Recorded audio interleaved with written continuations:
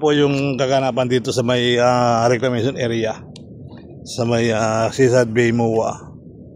So mga kababayan, dito tayo ngayon sa tabing ilog.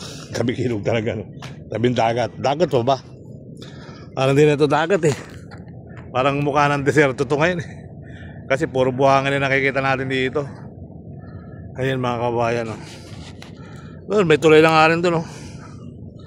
Yan, halos may tulay na rin doon natin na mamataan dito. Yan, iniikot na rin kasi nila yung kabaan ng yung reclamation area. So ayan po yung kagalapan dyan, no? May bako dyan sa ilalim.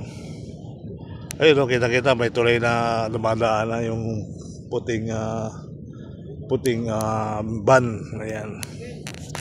So ganun pa man mga kabayan ay mainit. Sobrang init dito ngayon sa reclamation. Ayan, Maynila, init ang kulay blue ang langit to. Alright. Ayan.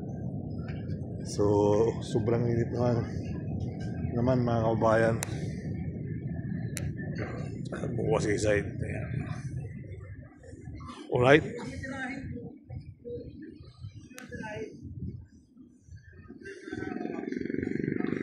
So yun, ang kaganapan dito sa ating mga kababayan natin Luzon, Visayas, Mindanao. Talagang tinanakita natin dito ngayong araw. Ayan ako. So hopefully parang gusto natin makita sa Sky Garden, no? Okay, let's go. Init.